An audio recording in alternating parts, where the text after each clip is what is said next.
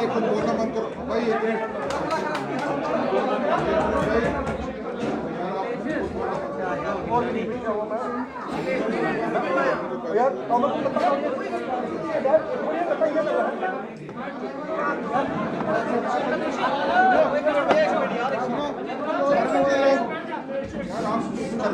भाई एक मिनट सारे चुप कर दो। प्रेस कॉन्फ्रेंस ऐसे थोड़ी होती है। सर प्रेस कॉन्फ्रेंस जो है, जो ऑल पार्टी मीटिंग में बातचीत हुई है उसके बारे में होगी। ऑल पार्टी मीटिंग के बाद की जो रिएक्शन हुई है उसके बारे में बात हो सकती है। जो उसके बाद जो है डिफरेंट पार्टीज की स्टेटमेंट आ रही है उसके बारे में बात होगी। यहीं पे जो क्वेश्चंस होंगे वही होंगे, सेपरेट बाइट जो है वो नहीं। आदरणीय अध्यक्ष श्री रविंद्र रैना जी, आपको शपथ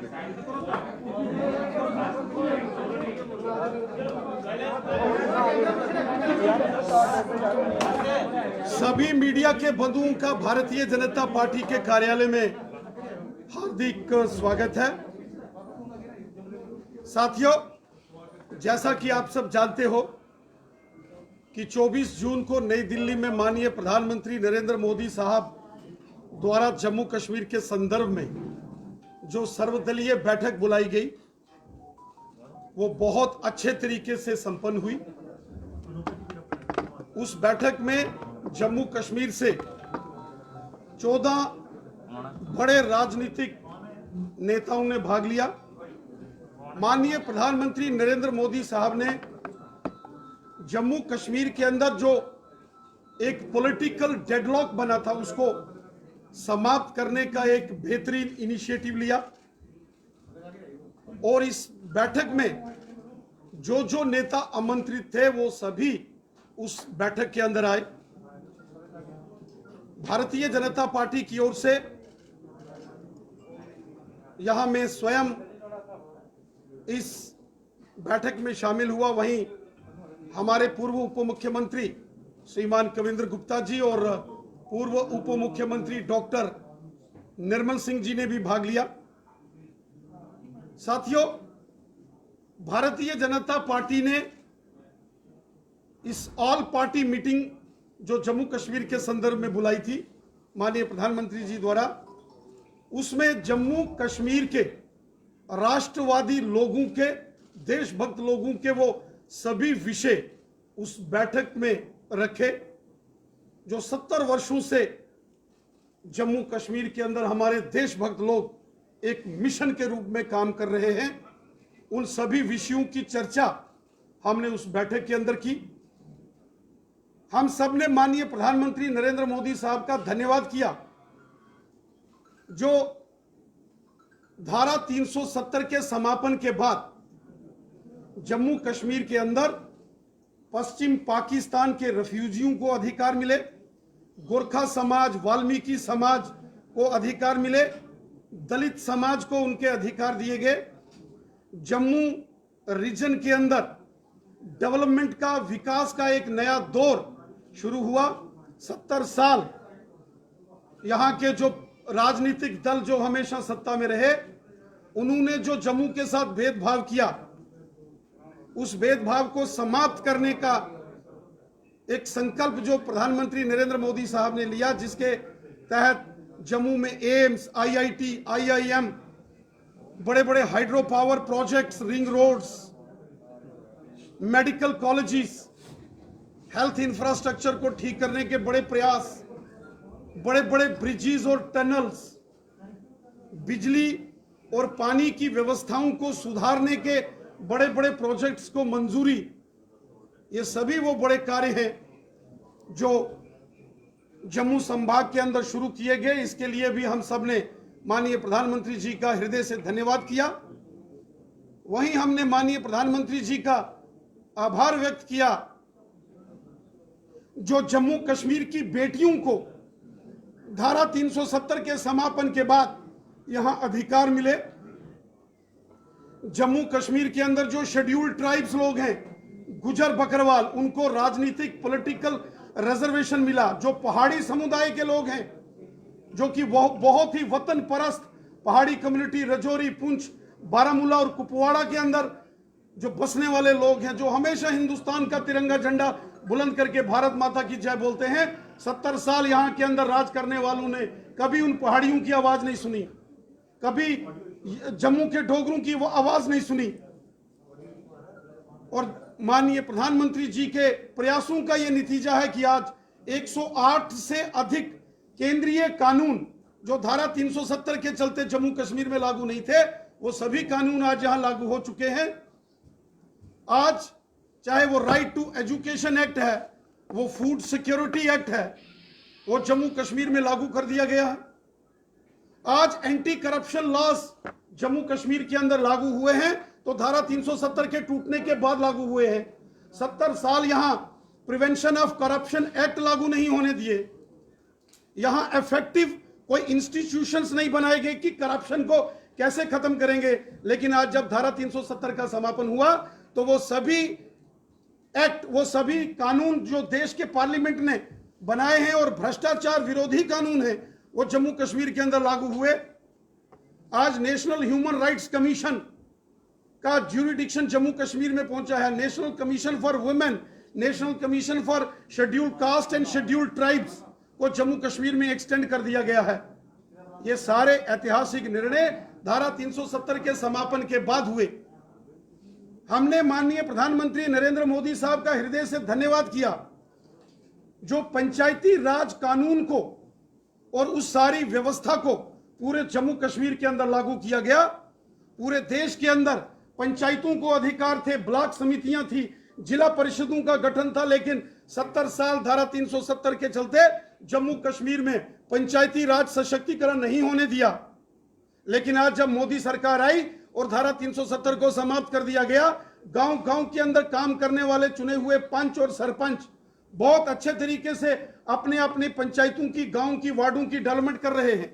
बहुत अच्छे तरीके से बीडीसी के चेयरमैन, ब्लॉक समितियों के अध्यक्ष अपना कार्य कर रहे हैं और बेहतरीन तरीके से जो district development council DDC members जो जीते हैं, जो जिला परिषदों का गठन पूरे जम्मू कश्मीर के अंदर हुआ है, उसके लिए हम सब ने माननीय प्रधानमंत्री जी का हृदय से आभार व्यक्त किया।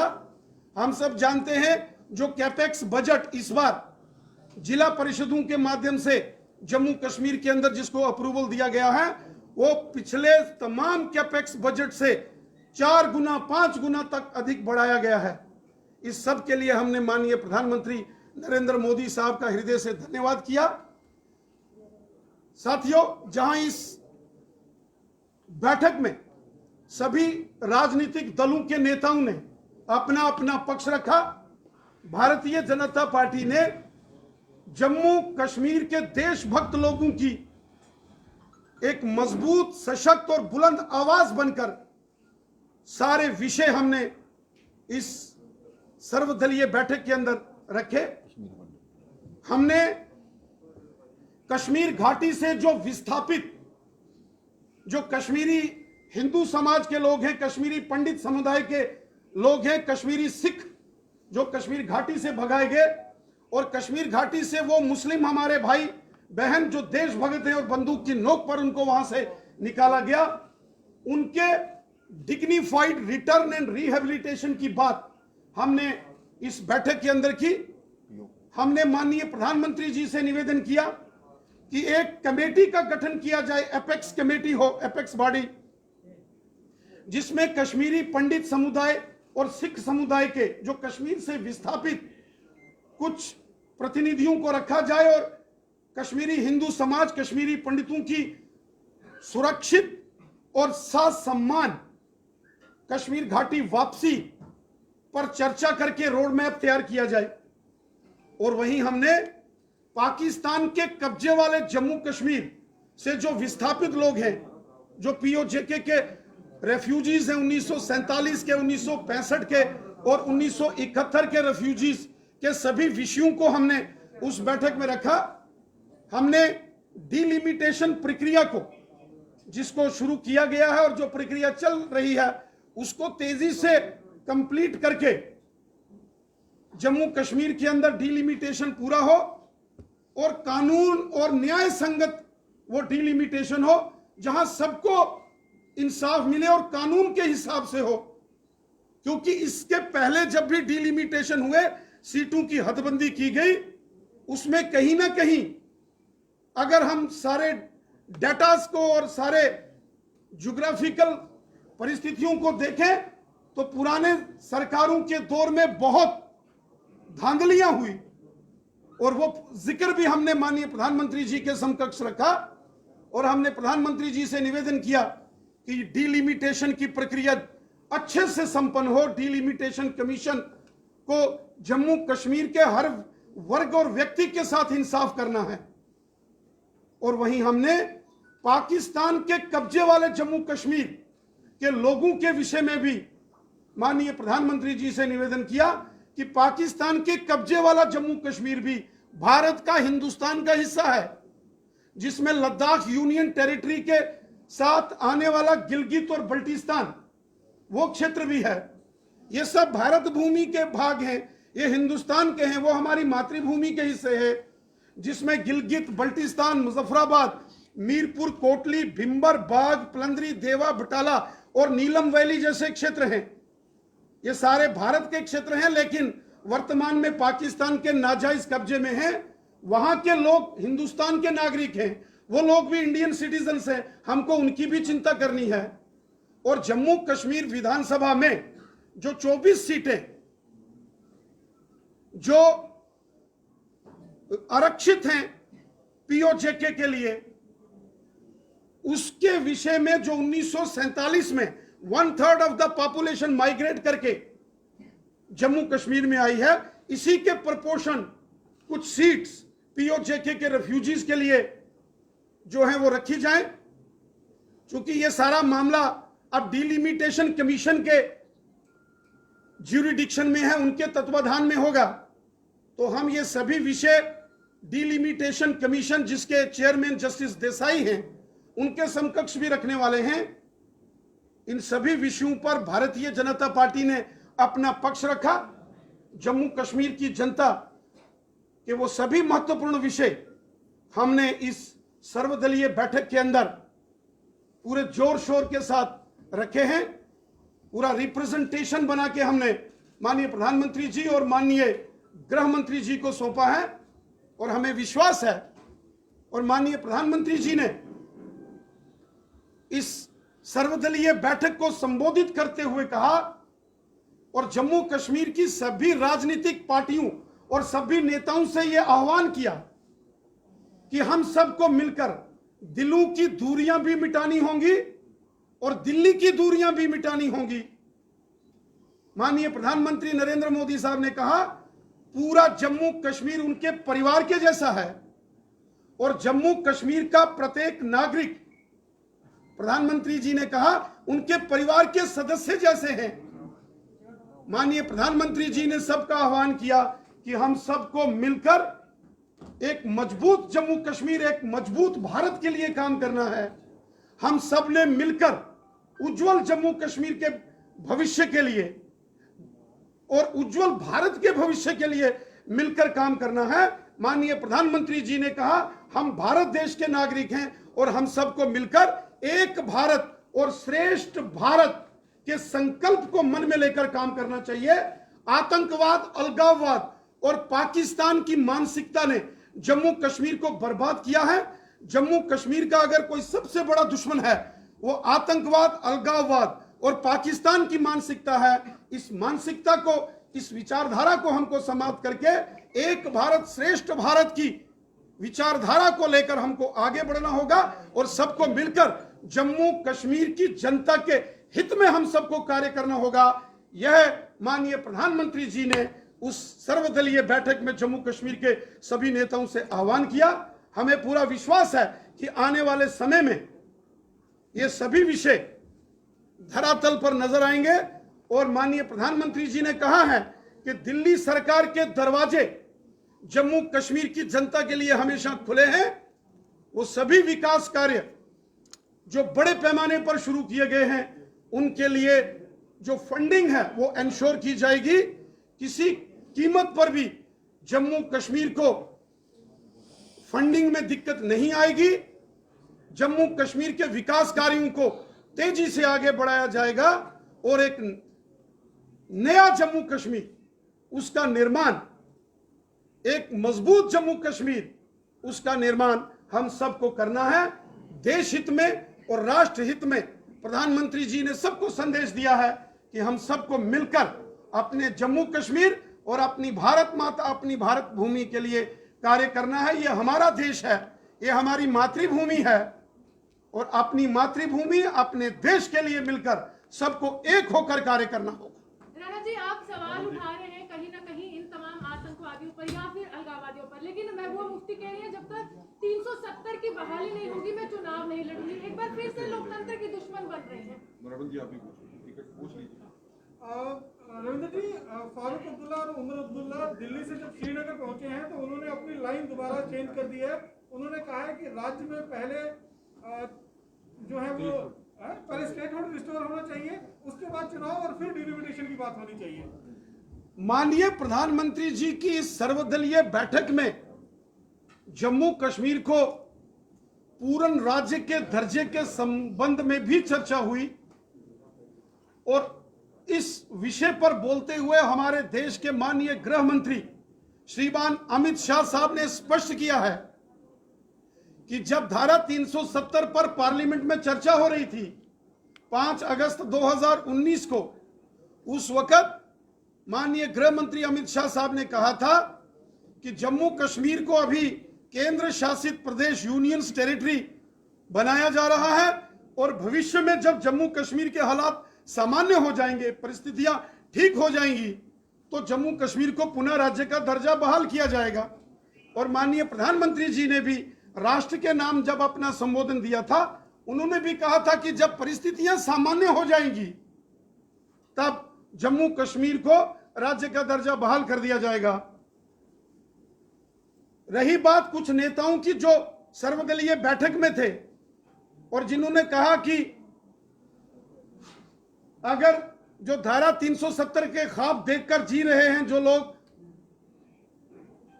उनके लिए एक बात स्पष्ट है, जिस धारा 370 ने जम्मू कश्मीर में आतंकवाद, अलगाववाद और पाकिस्तान की मानसिकता को जन्म दिया और जिसके चलते लाखों बेगुनाह लोगों की यहां हत्याएं हुई, उस धारा ने जम्मू कश्मीर के लोगों को तकलीफें पहुंचाई हैं।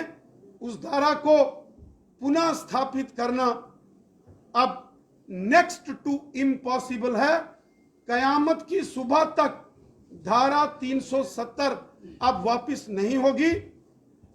जो रजिस्टर्ड पॉलिटिकल पार्टीज हैं उनको अब इस चैप्टर से आगे बढ़कर जम्मू कश्मीर की जनता की भलाई के लिए सोचना चाहिए, और जब भी चुनाव हो सबको चुनाव लड़ना चाहिए। चुनाव लड़ना भारत के संविधान ने सबको अधिकार दिया है, और अगर चुनाव जब भी होंगे तो मैं उम्मीद रखता हूं कि वो उन सबको यह चुनाव लड़ना चाहिए।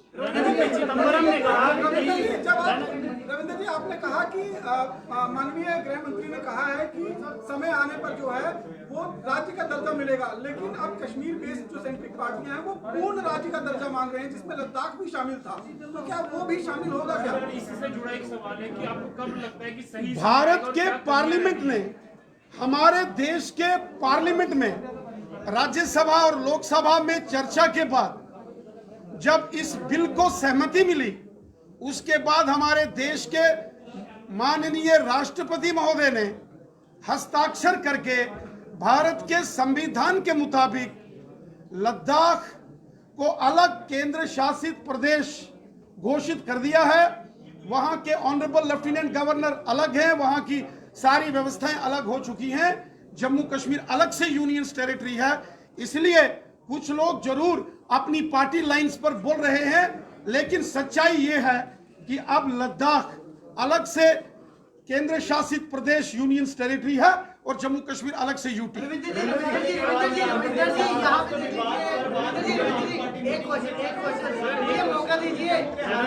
पुरानी सरकारों में भी डायलॉग प्रोसेस होते थे, लेकिन तब आरोप ये लगता था कि वो कश्मीर सेंट्रिक हुआ है। लेकिन 5 अगस्त 2019 को जम्मू को ये लगा कि बिना डायलॉग प्रोसेस के भी काम चलाया जा सकता है। लेकिन क्या अब मान लिया जाए कि फिर से डायलॉग प्रोसेस? माननीय प्रधानमंत्री, चूंकि एक पॉलिटिकल डेडलॉक बना हुआ था, पिछले 2-2.5 वर्षों में एक पॉलिटिकल डेडलॉक जम्मू कश्मीर के अंदर था। माननीय प्रधानमंत्री जी के इस इनिशिएटिव से यह राजनीतिक गतिरोध टूटा है। सभी राजनीतिक दलों के जो नेता हैं वो उस बैठक के अंदर आए हैं, सबने अपनी बात रखी है। और अंत में जब माननीय प्रधानमंत्री जी ने कहा कि हमको मजबूत जम्मू कश्मीर और मजबूत भारत के लिए मिलकर काम करना पड़ेगा, हम सबको मिलकर दिलों की दूरियां भी मिटानी होंगी और दिल्ली की दूरियां भी मिटानी होंगी। इसका मतलब स्पष्ट है। प्रधानमंत्री जी ने कहा हम सबको मिलकर जम्मू और कश्मीर की जनता की भलाई के लिए काम करना है। पी चिदम्बरम कह रहे हैं कि जम्मू कश्मीर की जनता जो है वो पूर्ण राज्य का दर्जा चाहती है, लेकिन मोदी सरकार जो है वो पहले चुनाव चाहती है। अब जो कांग्रेस के कुछ नेता हैं, पी चिदम्बरम हो या कुछ और नेताओं, वो उस बैठक में नहीं थे, लेकिन इस प्रकार के कांग्रेस के कुछ नेता हमेशा राष्ट्र विरोधी बयानबाजी करते हैं। कांग्रेस को इस प्रकार की राष्ट्र विरोधी जो है वो बातों से दूर रहना चाहिए और देश हित में कार्य करना। जम्मू कश्मीर की बात करें, जम्मू कश्मीर की बात करें, पहले नाम जम्मू का आता है, फिर कश्मीर का आता है। जब भी सेंटर में कोई बात होती है तो मिशन कश्मीर के नाम पर होती है। जम्मू की बात कौन करेगा? आखिरकार कब बात होगी जम्मू के मुद्दे को लेकर? वो सभी विषय हमने चर्चा में लाए हैं जो हमने उस बैठक के अंदर उसके चर्चा में लाए। आपने कहा कि परिसीमन होगा और जम्मू से जो भेदभाव होता है वो कम होगा। अगर आप भी जानते हो परिसीमन जो है वो पॉपुलेशन के आधार पर मेजॉरिटी पे होता है। 2011 का सेंसस जो है वो नजर में लिया गया है। तो आपको क्या लगता है कि जो आप भेदभाव की बात करते हैं वो कितना सेटल हो पाएगा? जो परिसीमन है, डिलिमिटेशन ऑफ असेंबली सीट्स, जिसके तहत जम्मू कश्मीर में नई विधानसभा की सीटों का गठन होगा, उसका एक सेट नॉर्म्स है। डिलिमिटेशन कमीशन के सामने एक कॉन्स्टिट्यूशनल प्रोविजंस हैं, उसको अपनाते हुए उनको काम करना है, जिसमें पॉपुलेशन एक कंपोनेंट है। उसके अलावा उस अलग अलग क्षेत्रों की रोड कनेक्टिविटी कैसी है, एक्सेसिबिलिटी कैसी है, टोपोग्राफी कैसी है, एक्सट्रीम हिलीज हैं या कम हिली एरियाज हैं, टेरेन कैसा है, वहां के अंदर बेसिक जो फैसिलिटीज हैं, health facilities, school educational facilities, उनकी क्या व्यवस्थाएं हैं। ऐसे अनेक पैमाने हैं जिनके आधार पर वह रिपोर्ट डिलिमिटेशन कमीशन ने तैयार करनी है। उसमें पॉपुलेशन एक कंपोनेंट है, लेकिन अन्य 4 कंपोनेंट भी बहुत महत्वपूर्ण हैं, जिनको लेकर वो डिलिमिटेशन कमीशन अपना सभी विषयों को। भीम सिंह ने कहा मीटिंग में सिर्फ कश्मीर पर चर्चा हुई है, जम्मू की बात ही नहीं। वो भी बोले हैं, उन्होंने भी अपना पक्ष रखा है, हर एक ने अपना पक्ष रखा।